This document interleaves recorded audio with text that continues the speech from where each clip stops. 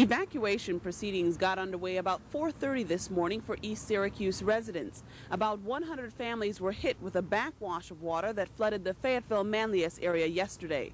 All houses on East 1st Street and those here on 2nd Street were evacuated. A delayed rise in water from Butternut Creek caused a state of emergency to be declared. East Syracuse Police Chief William Peverly says a new storm sewer installed this year was unable to handle the runoff. I don't believe the system is at issue in this circumstance. We've been deluged with water for a couple of days. In addition to that, we're experiencing an unusual runoff, which has never occurred before in the village. We are still questioning why we are getting a delayed runoff like this. A temporary shelter has been set up by the Red Cross at the East Syracuse Fire Station to aid the flood victims. Ann Messina was just one of the many people who needed help. This morning, I thought everything that could happen to me happened yesterday because my cellar was completely flooded with about 4 foot of water. My washer, my dryer, everything, the furnace, ruined. I just hurry up and woke up the kids and my husband, and they told us we had to evacuate, and we just got ready and left. Didn't hesitate. There's no time to pack because you never know what's going to happen.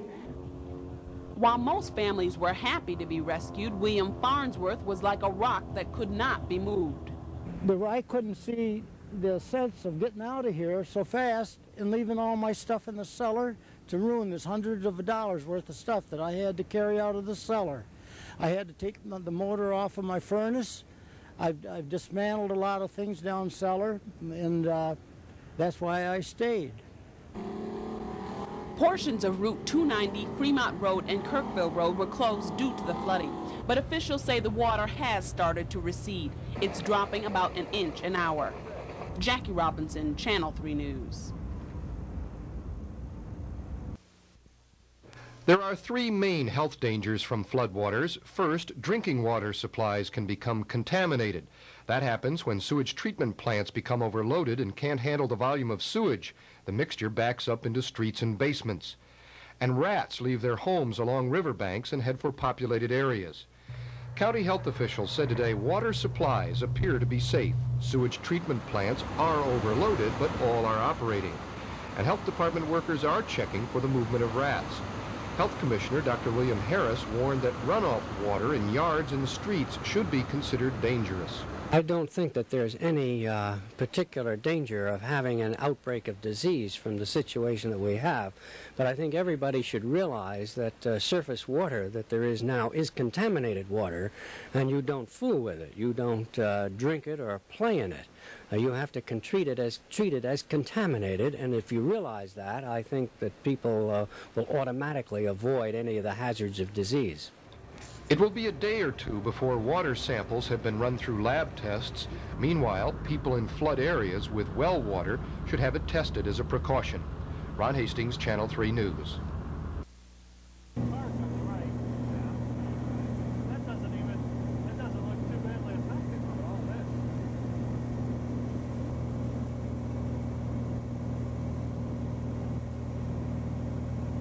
We've approached HUD and through our community development agency, and there is very likely some money that would be available for people to replace things like furnaces, water heaters, maybe some foundation damage.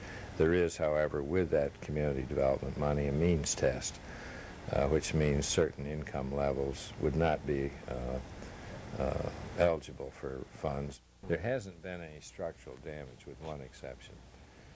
Elderly retired gentleman with 5 feet of water, and it's would apply in some cases, particularly elderly.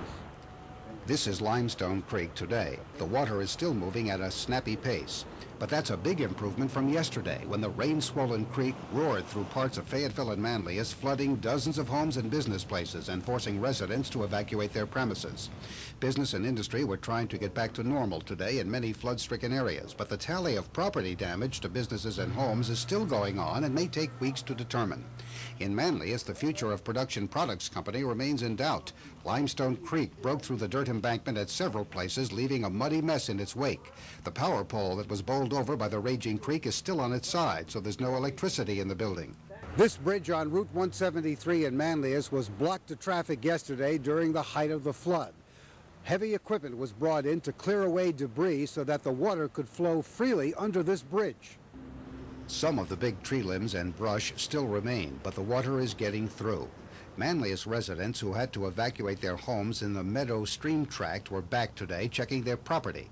One of them, Dave Smith, lost part of a stone wall. Until yesterday, there was a stone wall that extended out along the edge of the creek here, about 6 to 8 feet out from where you presently see the water line. That disappeared in the course of the flood. We're concerned about the general condition of the creek at this point, and whether or not, because of the fact that the stream is so much shallower with all the residue in it, whether we might experience a reoccurrence of this sometime in the near future. And we've made a plea to the village to try to expedite cleaning out of the creek bed itself so that that doesn't happen. The state of emergency in Manlius was lifted at noon today. Manlius Fire Chief Paul Worrell says many residents are looking to recoup property losses from flood insurance. We are still pumping out people's homes. We do have water in a lot of the basements. There's houses that people haven't been able to get back into as far as to resume their residency. We're trying to get around to the ones that we can that are the most serious problems, and then we're going to start just helping out whoever we can.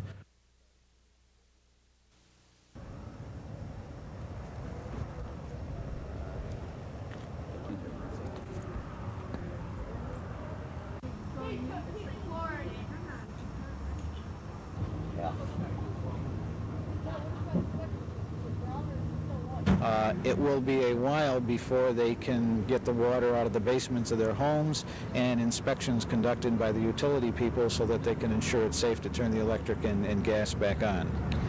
Some residents have started to get their homes put back together. All I know is major appliances, washer, dryer, hot water heater, furnace, a small television, and a lot of small stuff, personal items. Are lost? Are lost completely. Where's your family now? They're at a relative's house because there's no heat in the house. I got a little baby. William Farnsworth, who lives at 106 Burroughs, decided to stay. He didn't realize how bad it would get. And I decided I'd try to do what I could to save what I had. So I went down cellar and I started dismantling things, carrying things up out of the cellar, putting them in on the porch, putting them in the kitchen, and doing what I could. Further east, there is only limited access to businesses on Route 290. Earlier, a boat was the only way the people could be evacuated from this section of 290. East Syracuse officials say that the flooding caught them by complete surprise. Even though the floodwaters are starting to recede, some roads remain closed.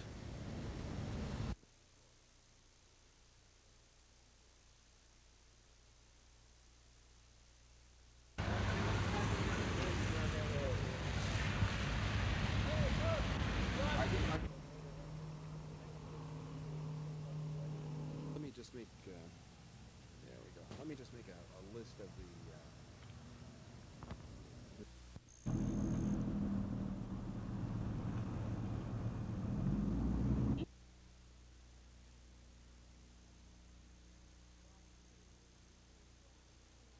Water's in the basement, in the garage, in my car, all over. Can't get nothing started. Are you getting any help from anybody? Well, not right now, because Niagara Mohawk's supposed to come 3:30, and so is the gas company supposed to come. You have no power and no heat? No power, no heat, no nothing. Steve Kohut lives 2 houses away. He refused to leave his home during the flooding, and he blames poor planning by officials for their problems. They just dug that big pool and said that would take care of excess water in case of a flood so it wouldn't run off. But all the runoff they got is one little culvert. You know what I mean? So how the hell is it going to run off? No way in hell it can get down across the track. The track is high, see? And they can't get through it. Is anybody giving you any help this year? Nah, nobody helps. They come down when they want to vote, you know. Kohut says the people on his block had floodwaters surrounding them both Wednesday and Thursday mornings. The raging water in Manlius was worse than the high waters in East Syracuse. I was driving our bus out there and almost lost that once. Do you get scared when you're out in the middle of something like that? Yeah, because you're really kind of feeling your way to make sure you don't either walk in ditches, holes, fall down stairs, go into something over your head or something like that. You know, it's really touchy. Jim Scheibel is one of hundreds of volunteers who worked almost non-stop from the time the first evacuation call went out for Manlius at 3 o'clock Wednesday morning until the worst of the danger had passed last night. During those hours, many residents had to be evacuated, and they didn't all go quietly. A lot of the people, you know, that were in trouble, they get kind of nervous, and they get worried, and they kind of overreact, and they can kind of say some things to the firemen and stuff, you know, just without thinking, and the firemen were pretty good at handling the situation. Worrell and other volunteers I talked to tonight said the thing that kept them going was a sense of dedication and the satisfaction that comes from helping people. And even though there may have been some tense moments, those people are already expressing their thanks. Where I work, I come in contact with the public a lot, and I've had nothing but thanks from everybody. They say how well the firemen have done. After all the efforts that have been made so far, there are still flood victims who need help tonight. The Red Cross will open an emergency office in Manlius tomorrow afternoon to continue the work begun 3 days ago by the volunteer firefighters and rescue workers. Mark Kelly, Channel 3 News Tonight.